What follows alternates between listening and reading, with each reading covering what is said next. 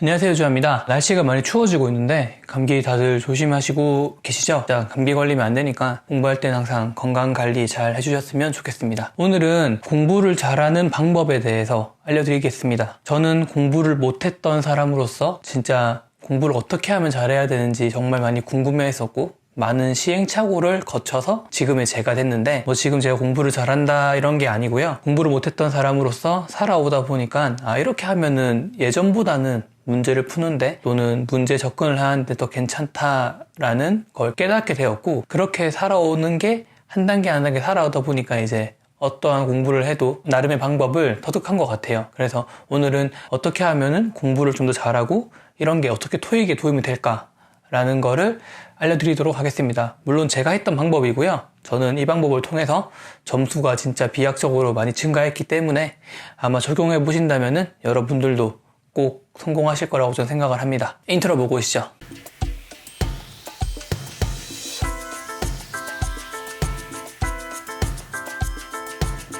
공부를 잘하는 사람과 공부를 못하는 사람의 가장 큰 차이가 뭐라고 생각하시나요? 저는 단연코 말할 수 있는 게 문제를 보고 문제를 풀 때 그 문제를 풀 수 있는 걸 스스로 생각할 수 있냐 없냐의 차이인 것 같아요. 같은 걸 공부했고 같은 걸 배웠다 하더라도 그 문제를 푸는데 어떻게 접근하느냐, 그 접근하는 힘, 그리고 생각하는 힘의 차이인 것 같아요.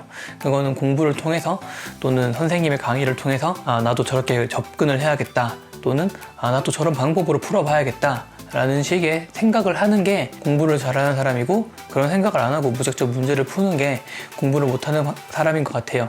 저는 공부를 못 해봤었기 때문에 예전에 공부를 할 때는 그냥 무작정 문제를 많이 풀면 좋은지 알았어요. 그렇게 공부를 하다 보니 단순히 문제풀이밖에 안 됐고 그냥 내가 뭘 잘하는지 뭘 못하는지도 모르는 상태에서 시간만 축 내는 공부 방법을 했던 것 같아요. 토익에도 마찬가지인 게 누구는 한 달, 또 누구는 2주, 또 누구는 2달, 누구는 6개월, 1년 이렇게 공부를 해도 각자 성적이 다른 이유는 문제를 풀고 공부를 하는데 내가 시간을 어떻게 썼느냐가 정말 중요하지, 그 양에 대해서는 가늠할 수 없을 것 같아요. 물론 절대적인 영어 실력은 있겠죠. 하지만 1년이란 시간을 투자하고도 아마 성적이 안 나오시는 분들도 계실 거고, 한 달 만에 토익을 고득점 받는 분도 분명히 계실 건데, 그건 아마 그 생각하는 힘의 차이가 아닐까라고 생각을 합니다. 제 영상을 보시고 오늘 한번 나는 공부를 어떻게 했는지, 나는 문제를 풀 때 어떤 식으로 접근을 했는지 이런 걸 한 번쯤 점검해 보신다면 아마 내일부터는 조금 더 다르게 공부를 하실 거예요. 그러면은 점수가 변하겠죠? 꼭 한번 적용해 보셨으면 좋겠습니다. 제가 항상 말씀해 드렸지만 RC 같은 경우에는 진짜 영어를 정말 잘 읽어야 되는 독해력이 진짜 중요하다고는 매 영상마다 말씀해 드렸어요. 독해력이 증가한다는 거는 내가 읽는 대로 그대로 이해를 하고 그걸 바탕으로 문제를 풀 수가 있기 때문에 무조건적으로 해야 되는 건데, 단순히 독해력이 증가하면은 당연히 좋겠죠. 하지만 뭔가 전략이 있다면은 그 독해력도 뭔가 빠르게 성장을 시킬 수 있다고 저는 생각을 합니다. 저는 토익을 할 때도 진짜 이 생각을 많이 했었는데, 어떻게 하면 내가 정확하고 빠르고 변하지 않는 점수를 얻을 수 있을까? 저는 토익을 끝내고 싶은 마음이 정말 누구보다도 컸기 때문에 빠르게 끝내고 싶었어요. 어떻게 하면은 더 빠르게 달성할 수 있을까라는 생각을 많이 했었고, 그렇게 하기 위해서 많은 시행착오를 거쳤었어요. 공부를 하다 보니까 느끼게 된 건 하나밖에 없었던 게, 물론 독해력과 어휘력은 무조건 중요하죠. 그거는 제 영상 중에 댓글을 많이 보셔도 그런 글은 정말 많기 때문에 아마 그냥 쭉 내려보신다고 하셔도 아마 많은 분들이 공감하실 것 같아요. 여기에서 단순히 독해력만 증가해야 되냐? 그건 또 아니거든요. 어떻게 해야 되는지도 알려드릴게요. 성적이 오르기 위해서는 정말 나름의 전략이 필요하고 전술적으로 문제를 잘 풀어야 돼요. 그렇게 하기 위해서는 제가 오늘 3가지 팁을 알려드리겠습니다. 단계별이고요. 그 단계별로 공부를 하셨을 때 아마 엄청 큰 효과가 있을 거라고 저는 생각을 합니다. 첫 번째는 문제를 그냥 풀어보세요. 그냥 1차적으로 문제를 푸는 건 너무 당연한 거니까 1차적으로 시간을 제한을 두든 시간을 제한 두지 않든 문제를 그냥 한번 풀어보시는 걸 추천합니다. 그래야지 내가 어떻게 문제를 풀었는지, 그리고 내가 어떤 문제 틀렸는지, 어떤 문제가 어려웠는지는 스스로 아마 아실 거예요. 그리고 이제 2번째부터 제대로 된 공부가 들어갑니다.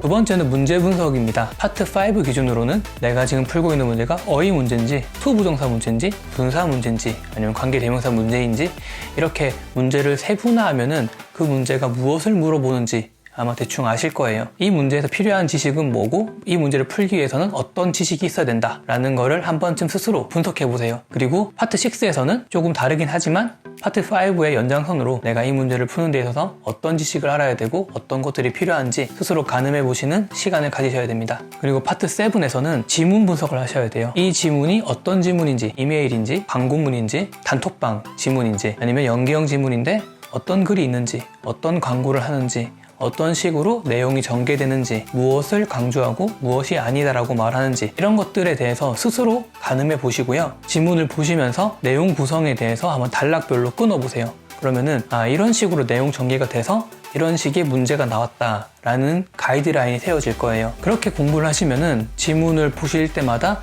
그런 식의 스스로 문단을 나누는 능력이 생기는 거죠. 그렇게 공부를 매일매일 하셔야 돼요. 이 공부 방법이 좋은 게 뭐냐면은 토익은 문제은행이죠. 문제은행이기 때문에 테마만 다르지 문제가 나오는 유형이나 방식, 그리고 지문의 스타일, 이런 거는 변하지가 않아요. 어차피 우리가 쓰는 영어 중에서 사무적인 영어는 무조건 다 나오기 때문에 새로운 문제가 나온다 하더라도 그 지문 양식은 그대로 나올 거고 문제 형식도 그대로 나올 거예요. 그 안에 있는 사소한 것들이 바뀌는 거지 큰 틀은 변하지가 않아요. 그러면은 내가 새로운 지문을 접했을 때 전에 읽었던 이런 지문에서는 A라는 내용이 전개되었는데 이번에는 B라는 내용이 다른 방식으로 전개되네? 아니면은 내가 읽었던 지문과 유사하게 전개되네? 이 문단에서는 이런 장점들이 나오고 이런 단점들이 나오네? 이 문단에서는 이런 게 문제점이 있네? 이걸 해결하기 위해서 이런 방안들이 있네? 라는 것들에 읽으시면서 그런 정리가 되실 거예요. 근데 이 정리가 된다는 게 하루아침에 되는 건 아니고요. 매일매일 조금씩 지문 한 개씩 독파할 때마다 아마 여러분의 실력이 많이 증가할 거예요. 저도 그랬고요.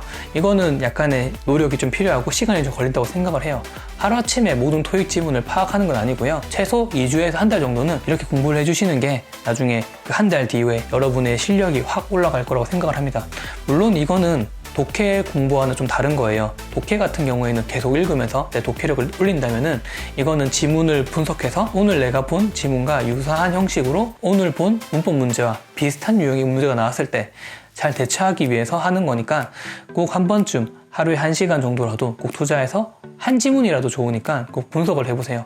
그렇게 분석하다 보면은 진짜 나중에 새로운 문제를 풀었을 때 또는 내가 풀었던 문제 다시 봤을 때 대충의 내용 전개가 예상이 되고 그런 내용 전개도 됐을 때에는 아마 시간 단축이 엄청 빨리 될 거예요.